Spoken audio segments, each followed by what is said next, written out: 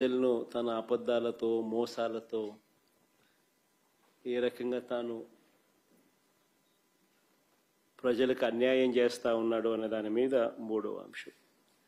So by and large ఈ మూడు అంశాల మీద ఈరోజు మీ అందరి ద్వారా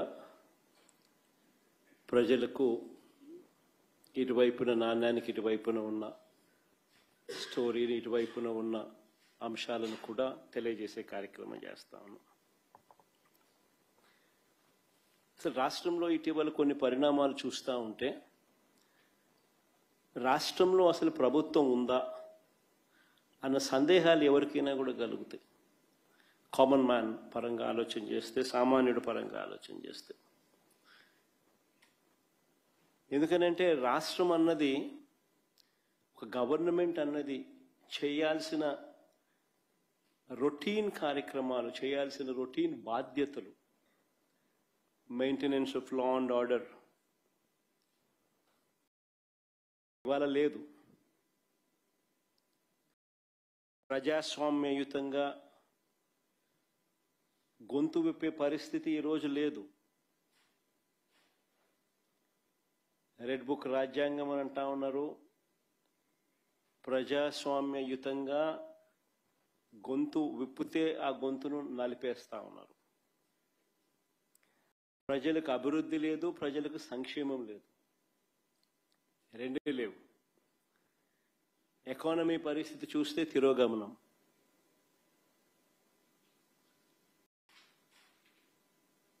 దేశంతో కంపేర్ చేస్తే రాష్ట్ర ఎకానమీ తిరోగమనంలో ఉంది. ప్రజలకు అందుబాటులో ఉండాల్సిన ఏ ప్రభుత్వమైనా ప్రజలకు తన కనీస ధర్మంగా అందుబాటులో ఉంచాల్సిన విద్య, వైద్యం, వ్యవసాయం ఈరోజు ప్రైవేట్ వ్యక్తుల దోపిడీకి ఈరోజు మన కళ్ళ ఎదుటే గురవుతా ఉన్నాయి.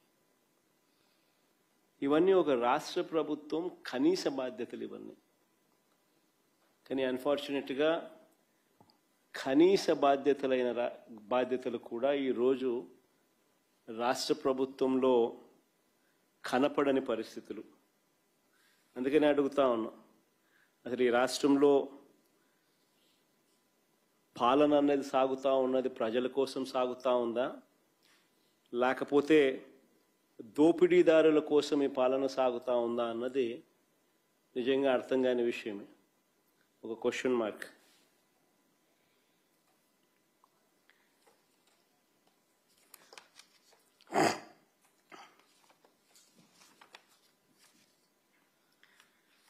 మొదటి టాపిక్ లేఖకి వెళ్తే,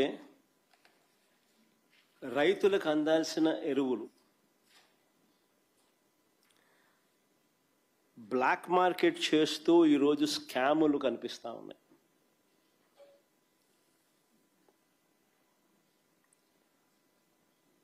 దాన్ని నిరసిస్తూ మా పార్టీకి సంబంధించిన నాయకులు, కార్యకర్తలు రైతులకు తోడుగా నిలబడుతూ రైతుల పక్షాన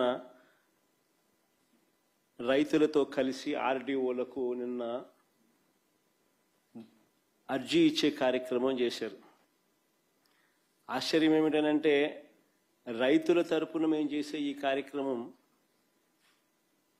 అడ్డుకుంటూ ఏకంగా పోలీసులు దీన్ని అనగదొక్కే కార్యక్రమం ఏ మాదిరిగా చేస్తారు అని చెప్పి చూస్తే, ఆ నోటీసులు ఒకసారి చూపించండి, ఒకసారి ప్లే చేయండి ఒకసారి.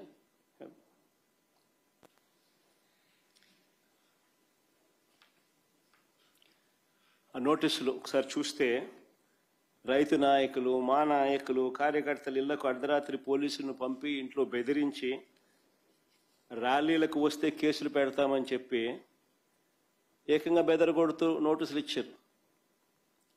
కాకాని గోవర్ధన్కి ఇచ్చిన నోటీస్ అది. ఇంకా ముందు బొమ్మ, ఇది కురసాల కన్నబాబు అన్నకి ఇచ్చిన నోటీస్ అది.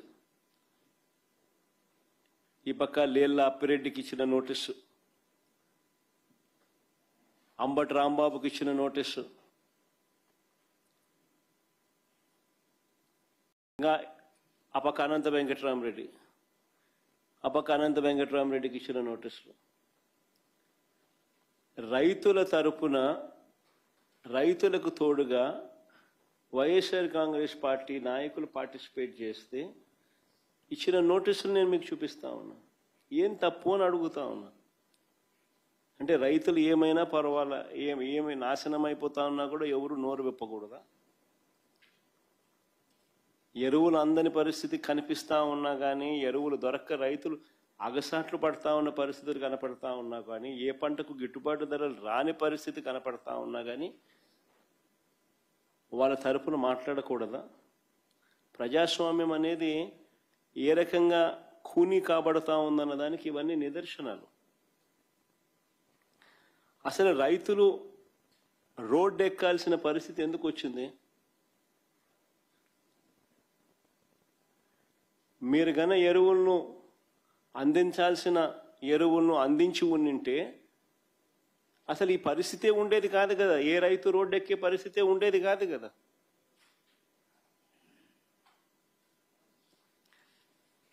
మీరు స్కాములు చేయకపోయినంటే ఎరువుల విషయంలో ఈ పరిస్థితి వచ్చి ఉండేది కాదు కదా.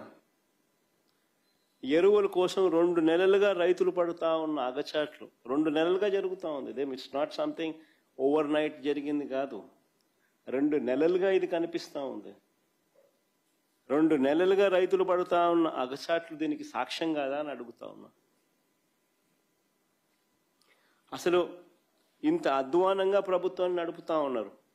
ఎరువుల కోసం అసలు రైతులు ఎలాంటి అగసాట్లు పడతా ఉన్నారు అనేది ఒకసారి ఫోటోలు ఒకసారి చూపించమ్మా. ఒకసారి క్యూలు చూడండి ఒకసారి.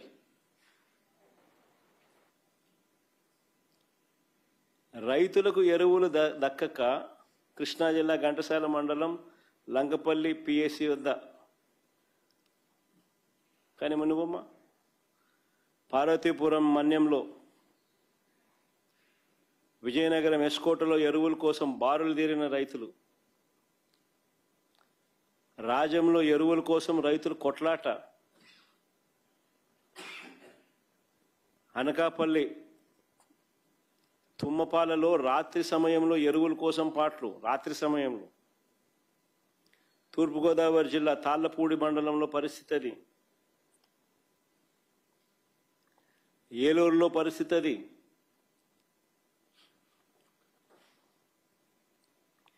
నూజివీడు నియోజకవర్గంలో పరిస్థితి అది, ఎన్టీఆర్ జిల్లా గొల్లపూడి ఎరువుల కోసం క్యూ కట్టిన రైతుల పాదరక్షలు,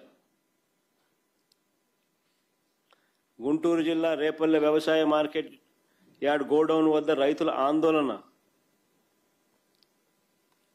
ఎరువుల కోసం ఇదంతా.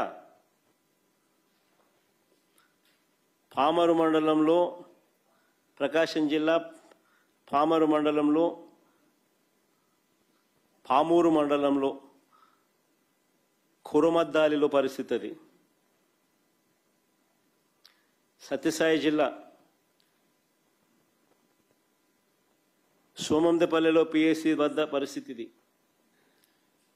అన్నమయ్య జిల్లా మదనపల్లెలో క్యూ లైన్లో పరిస్థితి ఇది. చిత్తూరు జిల్లా కుప్పం సొంత నియోజకవర్గం, చంద్రబాబు నాయుడు సొంత నియోజకవర్గంలో పరిస్థితి అది. ఏడన్నా దుంకి సావచ్చు చంద్రబాబు నాయుడు. కనీసం కుప్పంలో కూడా కనీసం రైతులు, కనీసం ఆయన సొంత కాన్స్టిట్యున్సీ రైతుల పరిస్థితి అట్టుందనంటే. ఇది వ్యవసాయ శాఖ మంత్రి కాన్స్టిట్యున్సీ. శ్రీకాకుళం జిల్లా మంత్రి అచ్చెన్నాయుడు నియోజకవర్గం టెక్కలిలో పరిస్థితి అది, క్యూ లైన్లలో. ఇద్దరు ఏదైనా బాయోగి ఏదైనా చూసుకొని దుంకుతే బెటరు.